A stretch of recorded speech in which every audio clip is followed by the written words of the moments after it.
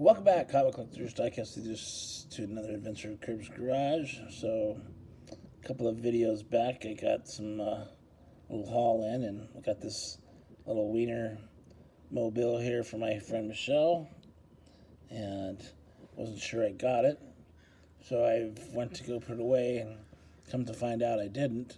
This one has the 5-dot wheels, so I had the one with the blacked out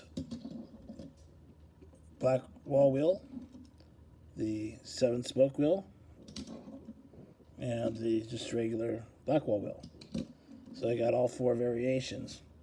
And I bring that up because of you've heard me talk about collecting the collector numbers from the 90s, which are really fun to collect and are fairly cheap for the most part and easy to get. So if you're frustrated with the super treasure hunting and all that stuff and you want to kind of keep entertained with your collection, I'll kind of walk through it with you real quick, a little history. So after the Red Line era, from 1968 to 1977, the next era was the Blackwall era from 1977 to 1989. We all know what the red lines are, right? Okay. So during that time,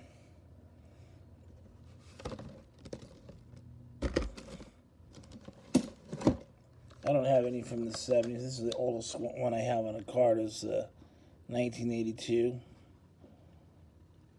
And there's that. Let's see, there was the extras. Okay, they came with an accessory. This is from 1983.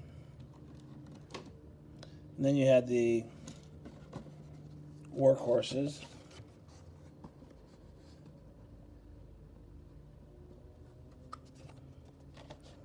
Saw the, there's an ice cream truck.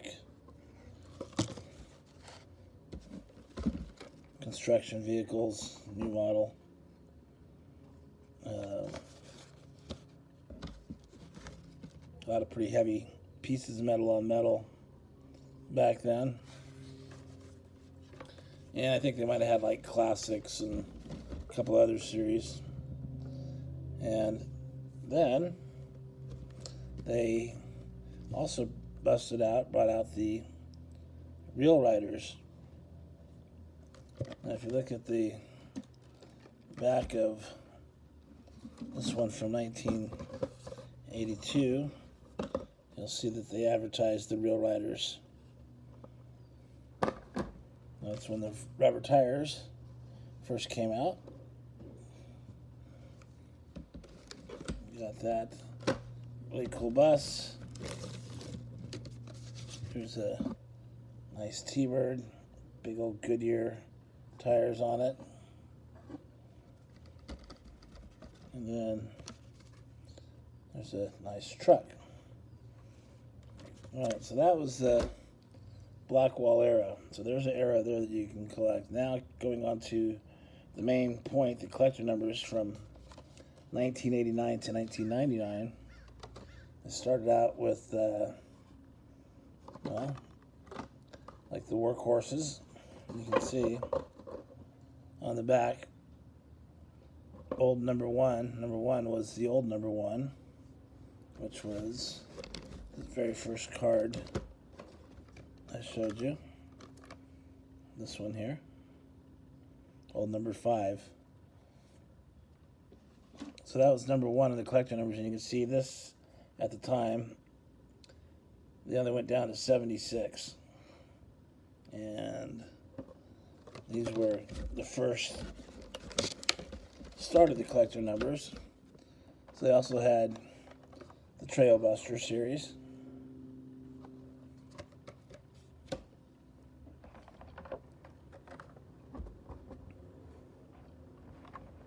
And then they had the classics.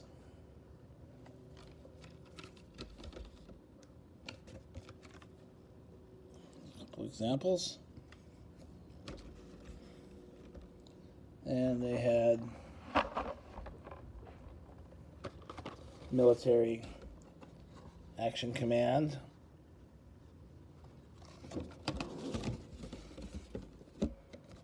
A lot of military cars.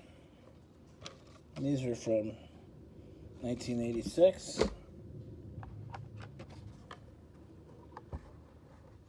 Old Jeep. And then the Speed Fleet.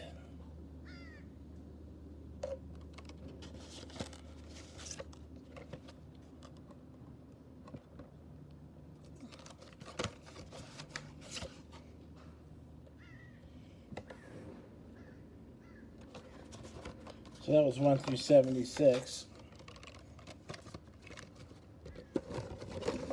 in the collector number series. And later on, they came out with the blue card. I believe this was in the 90s. It was all blue with a bold number in white in the lower right corner. Still had the checkers little box in the back. This now they go to 92, and the back of these were brown, not gray like the other ones. Let's see the difference here.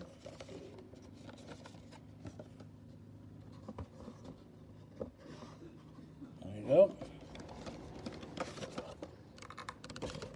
And then from the blue card, they went to kind of a blue to fade to white with the big bold number in blue on the bottom right.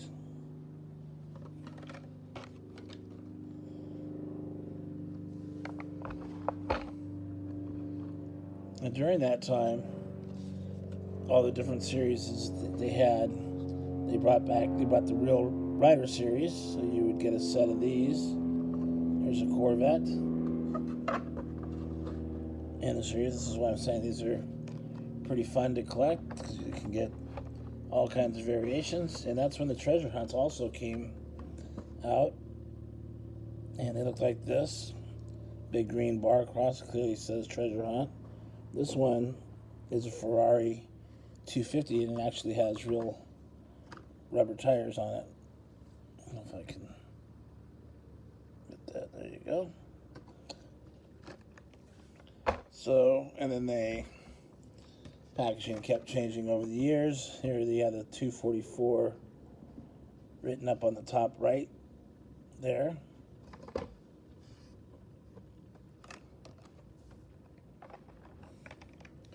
And they also had the big number on the back, collector 244.